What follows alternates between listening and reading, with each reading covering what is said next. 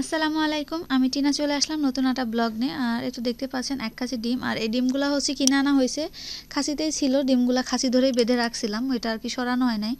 এই জন্য ভাবলাম যে ডিমের খাসিটা আলাদা করে রেখে দিই আর ডিমগুলো ধুয়ে ফ্রিজে রাখি। আর ডিম তো আমরা সবাই সবসময় ধুয়ে ফ্রিজে রেখে দিই।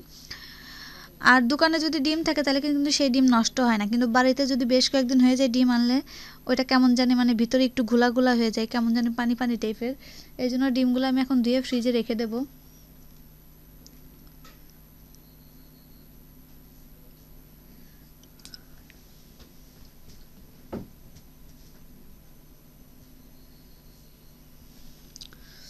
আর এখানে আমি শুধু পানি দিয়ে ডিমগুলো ধুয়ে নিয়েছি। অনেক সময় মানে সাবান দিয়ে ধুতাম, কিন্তু অনেক ভিডিওতে দেখি আপু অনেকেই বলছে যে সাবান দিয়ে ধুয়ে না, এই কারণে আর কি সাবান দিয়ে ধুচ্ছি না, শুধু পানি দিয়ে ডিমগুলো ধুয়ে নিলাম।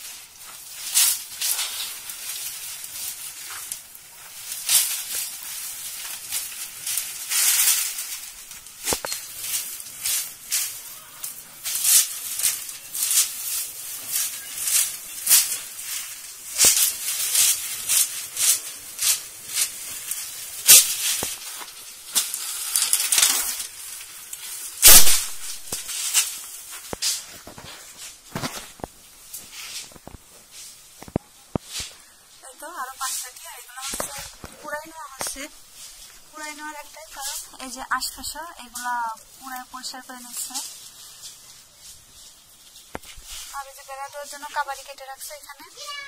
আর এই হচ্ছে আমাদের খড়ির ঘর হবে, এই খড়ির ঘরে বেড়াবে, এই খড়ির ঘরে বেড়া দেওয়ার জন্য এখানে খড়ির ঘর হবে। আর হচ্ছে মানে 2টা রুম হবে, একটা হচ্ছে ছাগলের জন্য থাকবে, একটা হচ্ছে খড়ির জন্য।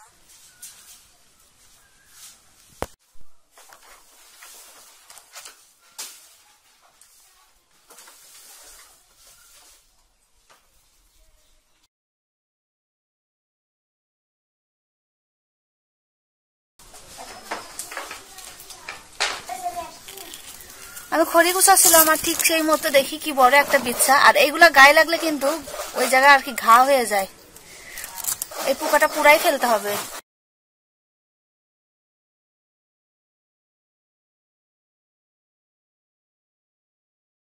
বেড়া দেওয়া হয়ে গেছে। আর মা যেহেতু কাজটা করাতে কাটলো দেখলেন, মানে সমান করার জন্য, নাহলে তো খড়িগুলোর মধ্যে সাজানো যাবে না ভালো করে। আর বৃষ্টির সময় তো চলে আসছে, প্রত্যেকদিন মেঘ লাগে, যে কপাল বেলা বৃষ্টি হচ্ছে না, নাইলে আমার বাইরে শুকনা খড়িগুলো ভিজে যেত। আরে তো মাহি রেডি স্কুলে যাবে,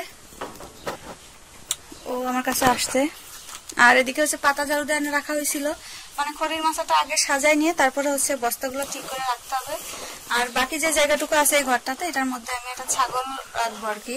বাকি এর পর্যন্ত খড়ি থাকবে? হ্যাঁ, এই পর্যন্ত খড়ি থাকবে, মানে অর্ধেকটাই ছাগলের জন্য একটু ঘর থাকলো, আর অর্ধেকটাই হচ্ছে খড়ি রাখবো। আরে আজ মেরে রাখা এরকম বাঁশপাতা, হ্যাঁ বাঁশপাতে ওই জায়গায় একটু খ্যার দিয়ে চাং বানাই দেবো। হ্যাঁ, খ্যার দিয়ে তারপরে উপরে হচ্ছে একটা ওই যে বস্তা আছে না, ওইটা পাইরে দিয়ে আর একটু জায়গায় জায়গায় ছালা বসানো। আমরা এখানে ইট বিছাই দিব না, ইট আছে আমাদের, তো কতই আছে।